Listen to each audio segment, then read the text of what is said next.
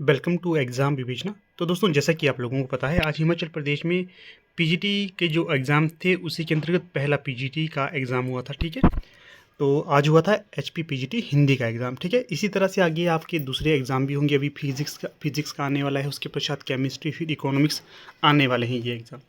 इसी के तहत देखिए, यहाँ पर आपके समक्ष जो प्रश्न पत्र की आंसर की लाई गई है। ठीक है, यहाँ पर ज़्यादा एक्सप्लेनेशन नहीं करेंगे, ताकि क्यों, अभी देखिए 4 बजे के पश्चात हिंदी वाले निकलने वाले हैं, तो उनको ये यहाँ पर आंसर की मिल जाए, इसी के आधार पर ये वीडियो बनाई जा रही है। आगे हम और भी वीडियोज़ बनाएंगे जहाँ पर आपको एक्सप्लेनेशन भी मिलेगा। ठीक है, बेसिकली ये आंसर की पर आधारित है। ठीक है ना।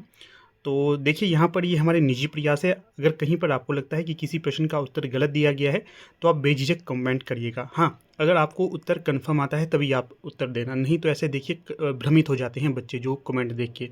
ठीक है, कहीं पर आपको लगता है कि यही इसका आंसर है, आप फुली श्योर हैं, तो ही उत्तर दीजिएगा। बाकी हमने पूरा प्रयास किया है कि किसी भी प्रश्न का उत्तर गलत ना हो।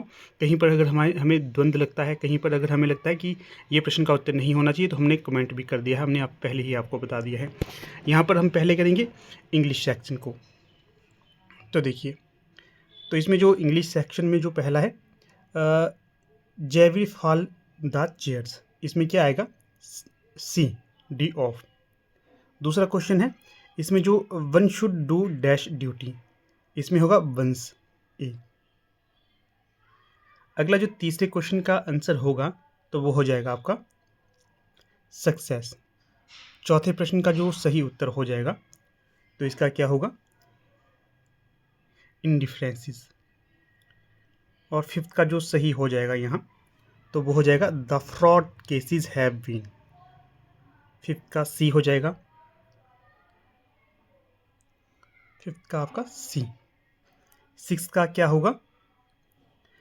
सिक्स का हो जाएगा यहाँ पर फाइनेंस मिनिस्टर वाज नॉट, सी, ये।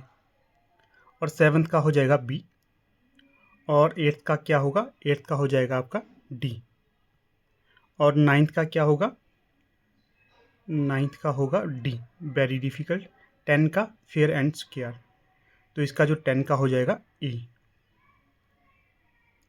ज़्यादा हमने यहाँ पर एक्सप्लेनेशन नहीं दी है। ठीक है, फिर यहाँ पर हमारे समक्ष हिंदी सेक्शन आता है, तो हिंदी सेक्शन को आप देखिएगा। जो हिंदी सेक्शन हिंदी वालों के लिए मुझे सरल लग रहा है।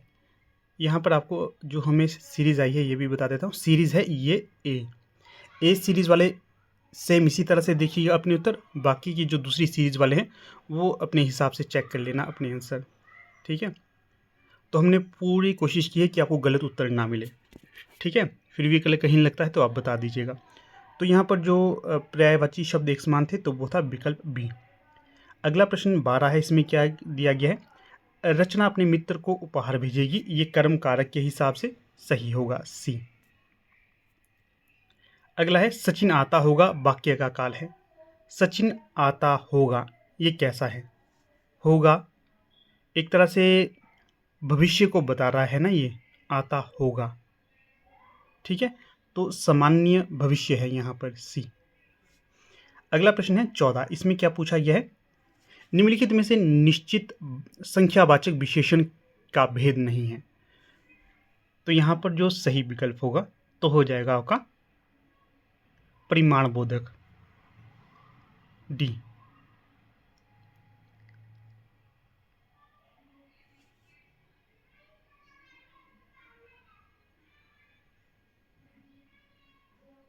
बिल्कुल सही है, डी। हिंदी वाले अधिकतर आपके बिल्कुल सही होंगे। ठीक है, क्योंकि ये काफ़ी अच्छा लगा मुझे, काफ़ी सारे प्रश्न आते थे यहाँ से हमें। फिर जो अगला प्रश्न है यहाँ 15, माँ आ जाती तो मैं चलता, ये वाक्य है। ये देखिए पूरी संभावना है इसकी कि मिश्र वाक्य है, ये होगा, सी। अगला है समालोचन में है। समालोचन में क्या है? तो इसमें देखिए एक उपसर्ग है और एक प्रत्यय है।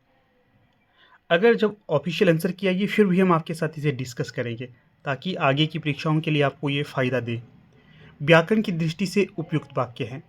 व्याकरण की दृष्टि से जो उपयुक्त वाक्य होगा, तो वो होगा मैं गुरुजन को नित्य प्रणाम करता हूँ, 17 का सी।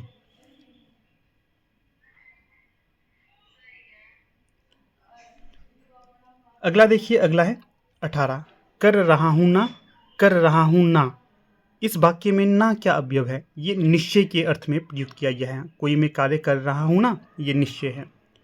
फिर प्रश्न संख्या 19, इसमें क्या पूछा गया है? गांधी जी हमारे राष्ट्रपिता हैं, आपका जन्म पोरबंदर में हुआ। तो यहाँ पर देखिए सर्वनाम आप क्या व्यक्त करता है, तो ये निजवाचक नहीं है, ये होगा मध्यम पुरुष। सी बी ए सही विकल्प होगा यहाँ। अगला जो प्रश्न है यहाँ पर देखिए 20, इसमें से थोड़ा डाउट मुझे लग रहा है। मुझे लगता है इसका डी होना चाहिए, बी का, 20वें का डी। फिर भी हम इसे पूरी तरह सहमत नहीं हैं। अगर आपने ये पढ़ा होगा पूरी तरह से तो आप बता सकते हैं। मुझे बी और डी में थोड़ा सा संशय लग रहा है, डी की तरफ मैं जाऊंगा। बाकी जब इसकी ऑफिशियल आंसर की आती है तो फिर आपके साथ इसे हम बेझिझक डिस्कस करेंगे। अगले प्रश्न की तरफ जाते हैं अब 21। इसमें क्या पूछा गया है 21 में? तो इसमें पूछा गया निम्न में से कौन सा संगठन भारत की राष्ट्रीय आय का अनुमान लगाता है? तो यहाँ पर हो जाएगा डी। फिर प्रश्न संख्या 22 है, 22, इसमें जो सही विकल्प होगा 22 में, तो वो हो जाएगा विकल्प ए। यहाँ पर सही हो जाएगा। ए का मिलान हम कर लेते हैं, ये इस तरह से मिलान हो जाएगा। फिर आपका ये और सी का 4, डी का 2, ये मिलान होगा। इस तरह से आप मिलान कर लेना। अगला प्रश्न है सार्क का स्थायी सचिवालय कहाँ पर स्थित है? तो ये आपका कहाँ पर होगा? काठमांडू में होगा। इसका भी आप ध्यान रख लेना, काठमांडू। अगला प्रश्न है 24, निम्नलिखित में से कौन सा देश बिम्स्टेक का सदस्य नहीं है? तो जो बिम्स्टेक का सदस्य नहीं होगा तो वो है इंडोनेशिया। ए यहाँ पर सही विकल्प होगा। इसके पश्चात प्रश्न संख्या 25, इसमें आपसे क्या पूछा गया है? यहाँ पर 2 स्टेटमेंट दी गई है, इनमें से सही का हमने चयन करना है। तो जो यहाँ पर सही होगा तो वो होगा आपका ब्रिक्स बैंक का मुख्यालय शंघाई चीन में स्थित है। स्टेटमेंट 1 सही होगी। स्टेटमेंट ए सही है। और दूसरी क्या है? सऊदी अरब, मिस्र, संयुक्त अरब अमीरात, ईरान, इथोपिया 2023 में ब्रिक्स समूह में शामिल हुए थे। यहाँ पर इसमें थोड़ा सा संदेह लग रहा है। इसको अगर हम मान के चलें तो हम ये मान के चलेंगे कि 2023 में नहीं, 2024 में कहीं पर लिखा हुआ है। तो स्टेटमेंट जो यहाँ पर सही होगी तो वो होगी सी। ठीक है, स्टेटमेंट सी यहाँ पर सही। कथन 1 सही है, कथन 2 गलत। अगला जो प्रश्न है 26, इसमें आपसे क्या पूछा गया है? प्रश्न संख्या 26 में भी स्टेटमेंट दी गई है, तो 26 का जो सही हो जाएगा, इसमें देखिए बेल्ट एंड रोड इनिशिएटिव परियोजना को अक्सर 21वीं सदी का सिल्क रोड के रूप में वर्णित किया जाता है, जो ओवरलैंड गलियारों की बेल्ट और शिपिंग लेन की समुद्री सड़क से बनी है। स्टेटमेंट 2 क्या है? स्टेटमेंट 2 चीन का समुद्री रेशम मार्ग समुद्र में उसके राजनीतिक लाभ को भी बढ़ाता है। तो ये दोनों स्टेटमेंट गलत होगी। तो यहाँ पर जो सही उत्तर होगा तो ये होगा विकल्प बी। अगला प्रश्न देखिए 27, इसमें क्या पूछा गया है 27 में आपसे? तो यहाँ पर पूछा गया है निम्नलिखित में से कौन सा कथन भारत की संघीय राजनीति के बारे में सत्य नहीं होगा? तो यहाँ पर जो सत्य नहीं होगा तो वो होगा विकल्प ए। इसमें सरकार के 2 स्तर मौजूद हैं। थोड़ा सा इस प्रश्न पे भी संदेह है, फिर हम ए मान के चलेंगे इसका उत्तर। फिर अगला प्रश्न देख लेते हैं, यहाँ पर प्रश्न संख्या 28, इसमें क्या पूछा गया है प्रश्न संख्या 28 में? तो यहाँ पर भी 2 स्टेटमेंट दी गई है, तो इसे देख लेते हैं स्टेटमेंट को। पहली स्टेटमेंट है 1927 में कांग्रेस के लाहौर अधिवेशन में पूर्ण स्वराज्य को कांग्रेस का उद्देश्य घोषित करते हुए एक प्रस्ताव पारित किया गया था। तो जो ये कथन है ये तो गलत हो जाएगा। दूसरा कथन है सविनय अवज्ञा आंदोलन की शुरुआत 1922 में दांडी मार्च से की गई थी। ये कथन भी गलत हो जाएगा। इस प्रकार से जो 28 का सही उत्तर होगा तो वो होगा बी। दोनों स्टेटमेंट यहाँ पर गलत होंगी। प्रश्न संख्या 29, इसमें आपसे क्या पूछा गया है? इसमें पूछा गया स्थायी बंदोबस्त लागू किया गया था। तो स्थायी बंदोबस्त कब लागू किया गया था? ये विकल्प ए यहाँ पर सही होगा। 1793 में लॉर्ड कॉर्नवालिस द्वारा बंगाल और बिहार में। ए सही होगा यहाँ। प्रश्न संख्या 30, इसमें क्या पूछा गया है? प्रश्न संख्या 30 में आपसे पूछा गया है क्लाउडिया गोल्डिन को आर्थिक विज्ञान में काम करने के लिए नोबेल मेमोरियल पुरस्कार मिला। क्यों मिला था? क्योंकि श्रम बाजार में महिलाओं की ऐतिहासिक और समकालीन भूमिका पर इन्होंने महत्वपूर्ण योगदान दिया था। तो यहाँ पर देखिए 30 का सही विकल्प होगा बी। अगला क्वेश्चन है यहाँ पर 31। इसमें आपसे क्या पूछा गया है, दो स्टेटमेंट दी हुई है, स्टेटमेंट को देख लेते हैं।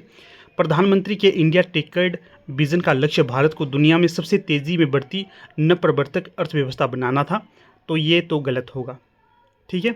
स्टेटमेंट 2 है, आर्टिफिशियल इंटेलिजेंस शिखर सम्मेलन 2023 पर वैश्विक साझेदारी की मेजबानी दिल्ली में की गई थी, ये सही होगा। तो 31 का जो सही विकल्प होगा तो वो होगा डी।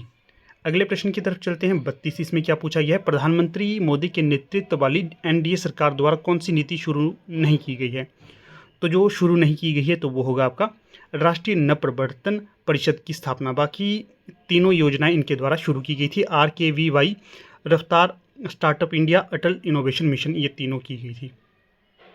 प्रश्न संख्या 33। इसमें क्या पूछा गया है, फरवरी 2024 में भारत प्रधानमंत्री नरेंद्र मोदी किस देश में BAPS स्वामी नारायण मंदिर का उद्घाटन किए थे, तो इस संयुक्त अरब अमीरात में किए थे, विकल्प बी यहाँ सही होगा। अगला प्रश्न है 34। इसमें क्या पूछा गया है, उभरती जनरेटिव AI प्रौद्योगिकी में कौन सा टूल टेक्स्ट इनपुट के आधार पर यथार्थवादी तस्वीरें तैयार करता है, तो यह DALL-E, विकल्प बी यहाँ पर सही होगा 34 का। प्रश्न संख्या 35 है। इसमें क्या पूछा गया है, तो इसमें आपसे पूछा गया है, संसद के सार्वजनिक परीक्षा विधेयक 2024 का पारित किया गया, जिसका उद्देश्य अधिक पारदर्शिता, निष्पक्षता और विश्वसनीयता लाने के लिए सार्वजनिक परीक्षाओं में अनुचित साधनों के उपयोग को रोकना है। साथ ही कितनी कार्रवाइयाँ सार्वजनिक परीक्षाओं में अनुचित साधनों का उपयोग करने के लिए है, तो ये जो यहाँ पर सही होगा तो ये होगा 35 का ए सही विकल्प। अगला प्रश्न है 36। निम्नलिखित में से कौन सी नदी हिमाचल प्रदेश से नहीं गुजरती है, तो जो झेलम है ये हिमाचल प्रदेश से होकर नहीं गुजरती, इसका ए सही हो जाएगा। अगला जो प्रश्न है यहाँ पर ये भी स्टेटमेंट वाला है। इसमें क्या दिया गया है, नाट्य नृत्य को दुनिया के सबसे बड़े लोक नृत्य के रूप में Guinness book of world records में सूचीबद्ध किया गया है, बिल्कुल सही है। कुल्लू घाटी नृत्य दशहरा पर किया जाता है और भगवान श्री कृष्ण के जीवन और गोपियों के साथ उनकी रासलीला से संबंधित कहानियों को दर्शाता है। कुछ हद तक दर्शाता भी है, कुछ हद तक नहीं भी दर्शाता है। इस प्रश्न पर भी थोड़ा सा द्वंद्व मुझे लगता है। चलिए यहाँ पर हम ये मान के चलेंगे कि ए सही होगा, कथन ए और कथन 2 दोनों सही होंगे, विकल्प ए यहाँ पर हम सही मानेंगे 37 का। अगला प्रश्न है 38। इसमें क्या पूछा गया है, जो दशहरा है ना बेसिकली दोस्तों ये माना जाता है भगवान श्री राम से संबंधित, इसलिए थोड़ा सा मुझे संशय है ए और सी में। अगला प्रश्न है 38। भारत का पहला आम चुनाव 1951-52 निम्नलिखित लोगों द्वारा वोट डालने के साथ शुरू हुआ था। कहाँ के लोगों द्वारा ये वोट डाले गए थे सर्वप्रथम, तो ये डाले गए थे आपके हिमाचल प्रदेश की चीनी और पांगी तहसील में। 38 का ए यहाँ पर सही होगा। प्रश्न संख्या 39। इसमें क्या पूछा गया है, इसमें पूछा गया हिमाचल प्रदेश को मुख्य आयुक्त के रूप में किस वर्ष और तारीख में गठित किया गया था, कितनी पहाड़ी रियासतों का विलय इसमें किया गया था, तो ये 15 अप्रैल 1948 में 30 रियासतें थी, तो 39 का ए सही विकल्प होगा। तो प्रश्न संख्या 40 है, ये भी स्टेटमेंट बेस्ड है। इसमें क्या पूछा गया है, तो इसमें पूछा गया है हिमाचल प्रदेश विधानसभा ने पंचायती राज अधिनियम 1994 पारित किया, जिसे 23 अप्रैल 1994 में लागू किया गया था, तो ये कथन तो गलत हो जाएगा। दूसरा कथन क्या है, हिमाचल प्रदेश में पंचायती राज विस्तार अधिनियम की धारा 97D के अनुसार अनुसूचित जातियों के लिए आरक्षण केवल ग्राम और ब्लॉक स्तर पर प्रदान किया गया है, तो यहाँ पर कथन 2 भी गलत हो जाएगा। इस प्रकार से देखिए जो प्रश्न संख्या 40 है इसका होगा दोनों गलत होंगे, विकल्प बी यहाँ पर सही होगा। अगला प्रश्न है 41। इसमें क्या पूछा गया है, तो इसमें पूछा गया है 41 में आपसे कौन सा कथन गलत है, तो यहाँ पर देखिए जो कथन गलत होगा, हाँ ये इस पे भी मुझे पूरी तरह से मुझे ये प्रश्न ही नहीं मिल पाया कहीं पर भी, तो 41 को हम छोड़ ही देते हैं। प्रश्न संख्या 42 की तरफ चलते हैं। 42 में देखिए यहाँ पर हमने एक तरफ हिमाचल प्रदेश के हाईकोर्ट के मुख्य न्यायाधीश थे, दूसरी तरफ अवधि थी, इन्हें मिलाना था, तो अगर हम इन्हें मिलाते तो यहाँ पर जो विकल्प बी है ये सही हो जाएगा, विकल्प बी। अगला प्रश्न है 43। हिमाचल प्रदेश में पाई जाने वाली स्थानीय पेड़ पौधों की वनस्पतियाँ जो पश्चिमी हिमालय में भी पाई जाती हैं कितने प्रतिशत हैं, तो इसका जो सही हो जाएगा 43 का, तो ये होगा 95%। 43 का डी सही विकल्प होगा, 43 का डी। अगला प्रश्न है 44। इसमें क्या पूछा गया है, जो भारत के सीधा सा प्रश्न देखिए, हिमाचल प्रदेश को कौन से क्षेत्र में रखा जाता है जब भूकंप आता है, तो वो है क्षेत्र 5 और 4, विकल्प ए यहाँ पर सही होगा 44 का। अगला प्रश्न है 45। इसमें क्या पूछा गया है, 45 में जो पूछा गया है आपसे प्रश्न, 1952 से 56 के मध्य हिमाचल प्रदेश विधानसभा में लगभग 55 वैधानिक कानूनों को पारित किया गया था, जिसमें कई प्रगतिशील कानून भी थे। निम्न वैधानिक कानूनों में से कौन से कानून को सामाजिक और आर्थिक दृष्टिकोण से कम प्रगतिशील माना जा सकता है? तो बी यहाँ पर सही होगा। ठीक है, हिमाचल प्रदेश अस्पृश्यता अपराध अधिनियम 1955, बी सही होगा इसका। 46 का जो सही विकल्प होगा यहाँ पर, 46 में सीधे से देखिए विकल्प बी यहाँ पर, ये जो असंगत हो जाएगा, ये कथन असंगत है, बाकी तीनों कथन ए सी डी सही होंगे। अगला जो प्रश्न है 47, इसमें जो सही विकल्प होगा, किस मुगल शासक के समय कांगड़ा में हमें पहली बार नई सांस्कृतिक पहचान का ऐसा मिश्रण मिलता है जिसमें पारस्परिक भारतीय संस्कृति और फारसी कोर्ट लाइफ का अद्भुत मिश्रण देखने के लिए मिलता है? तो इसका हो जाएगा अकबर, विकल्प डी। अगला प्रश्न है यहाँ पर 48, इसमें क्या पूछा गया है, सही कथन का चुनाव करना है। तो यहाँ पर देखिए दोनों कथन यहाँ पर गलत हो जाएंगे, विकल्प बी यहाँ पर 48 का हो जाएगा बी। 49 प्रश्न है, इसमें क्या पूछा गया है, इसमें हिमाचल प्रदेश में फल उत्पादन 2020-21 में योगदान के अनुसार निम्नलिखित जिलों को बढ़ते क्रमानुसार लगाइए। तो यहाँ पर जो सही विकल्प होगा तो वो होगा विकल्प 4, 4 3 2 1, ये सही होगा। सबसे पहले किन्नौर, फिर 4 3 2 1। हिमाचल प्रदेश में फल उत्पादन 2020 योगदान के निम्नलिखित जिलों को बढ़ते क्रमानुसार लगाइए, 4 3 2 1, ये सही मानिए आप। यहाँ पर थोड़ा सा इस पर भी मुझे संशय उत्पन्न हो गया है। चलिए इस प्रश्न को ऐसे ही रहने दीजिए आप, इसको मैं कमेंट बॉक्स में आपको बता दूंगा। अगला और अंतिम प्रश्न है इसका 50, आवधिक श्रम बल सर्वेक्षण PLFS 2021-22 के अनुसार हिमाचल प्रदेश में बेरोजगारी दर कितनी है? तो ये होगी आपकी 4%, विकल्प बी यहाँ पर सही होगा। ठीक है, तो देखिए दोस्तों, कुछ इस प्रकार से आज की हमारी वीडियो थी।